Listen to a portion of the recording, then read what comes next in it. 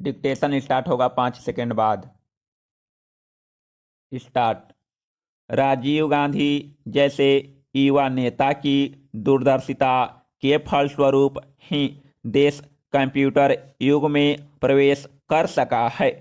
जब कंप्यूटर के क्षेत्र में अध्ययन एवं अनुसंधान के प्रयासों को उन्होंने बल देना शुरू किया था तो लोगों ने इससे बेरोजगारी बढ़ने की बात कहकर उनकी तीव्र आलोचना की थी।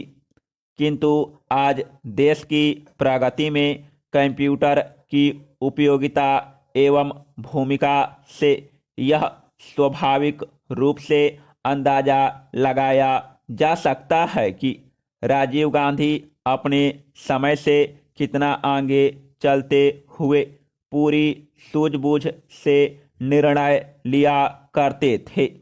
भारत आज सूचना प्रौद्योगिकी की सुपर शक्ति बन चुका है और इसमें कंप्यूटर की भूमिका अहम है। राजीव गांधी के नेतृत्व में देश ने आधुनिकीकरण एवं खुशहाली के नए युग में प्रवेश किया। राजीव गांधी का जन्म 20 अगस्त 1944 को बंबई में हुआ था। उनके नाना जवाहरलाल नेहरू ने उनका नाम राजीव रत्न रखा। उनके पिता फिरोज गांधी, मां इंदिरा गांधी एवं नाना जवाहरलाल नेहरू जो देश की स्वतंत्रता के लिए संघर्ष कर रहे थे के संघर्षों को देखकर संभवतः एक दिन राजीव गांधी भी इस लड़ाई में कूद पड़ते, किंतु सौभाग्यवश 15 अगस्त 1947 को देश को अंग्रेजों की गुलामी से मुक्ति मिल गई। आज़ादी के बाद जब राजीव गांधी के नाना जवाहरलाल नेहरू देश के प्रथम प्रधानमंत्री बने तो वे मां एक छोटे भाई संजय गांधी के साथ दिल्ली के तीन मूर्ति भवन में रहने आ गए। उनकी प्रारंभिक शिक्षा यहीं के एक स्कूल शिव निकेतन में हुई। वर्ष 1954 में आगे की पढ़ाई के लिए राजीव को देहरादून के वेलहम विद्यालय भेजा गया। वहां से आईएससी की परीक्षा उत्तीर्ण करने के बाद वे सीनियर कैम्ब्रिज में उच्च शिक्षा प्राप्त करने के लिए इंग्लैंड चले गए। वहां ट्रिनिटी कॉलेज से उन्होंने मैकेनिकल इंजीनियर की डिग्री प्राप्त की। पढ़ाई खत्म करने के बाद वे दिल्ली फ्लाइंग क्लब के सदस्य बने तथा विमान संचालन का प्रशिक्षण प्राप्त किया। जब वे कैम्ब्रिज में पढ़ाई कर रहे थे तब उनकी मां इंदिरा गांधी वर्ष 1966 में भारत की प्रथम महिला प्रधानमंत्री बनी। पढ़ाई खत्म करने के बाद विमान चालक के प्रशिक्षण के दौरान वर्ष 1968 में इटली की सोनिया माइनो से उनका विवाह हो गया। अपने नाना, पिता एवं मां के देश की राजनीति में अहम स्थान होने के बावजूद राजीव राजनीति में नहीं आना चाहते थे। इसलिए विमान संचालन के प्रशिक्षण के बाद उन्होंने वर्ष 1970 में इंडियन एयरलाइंस में पायलट की नौकरी करना शुरू कर दिया। 23 जून 1980 को अपने छोटे भाई संजय गांधी की मृत्यु के बाद न चाहते हुए भी खानदान की विरासत को संभालने के लिए उन्हें राजनीति में आना पड़ा। जून 1981 में वे अमेठी से सांसद निर्वाचित हुए और साथ में अखिल भारतीय कांग्रेस समिति के महासचिव भी बने। 31 अक्टूबर 1984 को अपनी मां तत्कालीन प्रधानमंत्री इंदिरा गांधी की उनके ही अंगरक्षकों द्वारा जघन्य हत्या के बाद शोकाकुल राजीव को समय की आवश्यकता को देखते हुए दुनिया के सबसे बड़े लोकतंत्र की बागडोर संभालनी पड़ी। वे अब तक के सबसे युवा प्रधानमंत्री थे और राजनीति का भी उन्हें अधिक अनुभव नहीं था।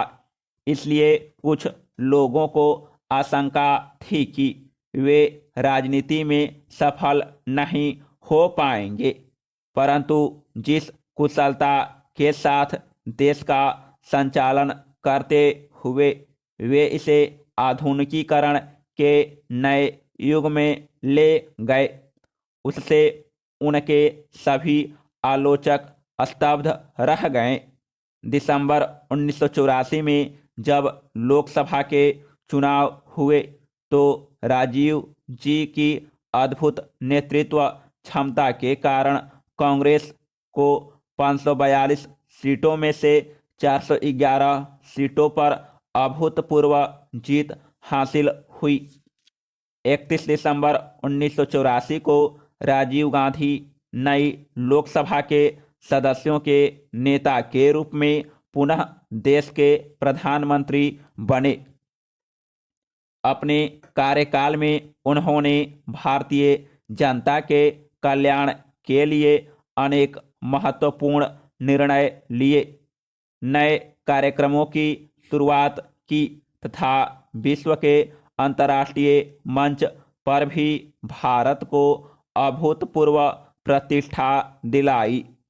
श्रीलंका में चल रहे लिट्टे और सिंघलियों के बीच युद्ध को शांत करने के लिए उन्होंने भारतीय सेना को श्रीलंका में तैनात किया। राजनीतिक अस्थिरता को समाप्त करने के लिए उन्होंने वर्ष 1985 में राजनीतिक दल बदल संबंधी विधेयक पारित करवाया। बेरोजगारी की विकराल समस्या के समाधान के लिए वर्ष 1988 में व्यापक ऋण योजना तथा 1 अप्रैल 1989 को जवाहर रोजगार योजना का शुभारंभ किया, जिसके अंतर्गत इंदिरा आवास योजना तथा 10 लाख कुआं योजना जैसे कई कार्यक्रमों की शुरुआत की। पंचायती राज व्यवस्था को मजबूत करने के दृष्टिकोण से 15 मई 1979 को बहुप्रतीक्षित 64वां पंचायती राज विधेयक संविधान संशोधन प्रस्तुत किया गया। प्रथम बार प्रधानमंत्री बनते समय राजीव गांधी को पंजाब में के आतंकवाद और असम के आंदोलनकारियों से त्रस्त भारत मिला था, किंतु अपनी प्रशासनिक क्षमता एवं सूझबूझ से ऐसी सभी समस्याओं का समाधान करने में वे सफल रहे। राजीव गांधी ने देश की सुरक्षा के दृष्टिकोण से पृथ्वी, त्रिशूल और अग्नि जैसे मिसाइल एवं प्रक्षेपास्त्रों का विकास करवाया। उन्हें अपने देश की युवा शक्ति पर बड़ा मान था।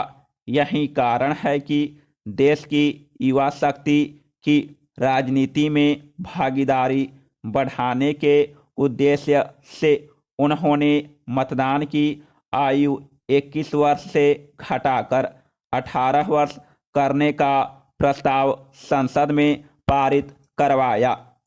वर्ष 1989 के सामान्य चुनाव में अपने आकर्षक व्यक्तित्व के बल पर वे अपने निर्वाचन क्षेत्र से भारी मतों से विजयी होने में सफल रहे, किंतु अपने कुछ सहयोगियों के भीतरघात के कारण उनकी पार्टी को करारी हार का सामना करना पड़ा।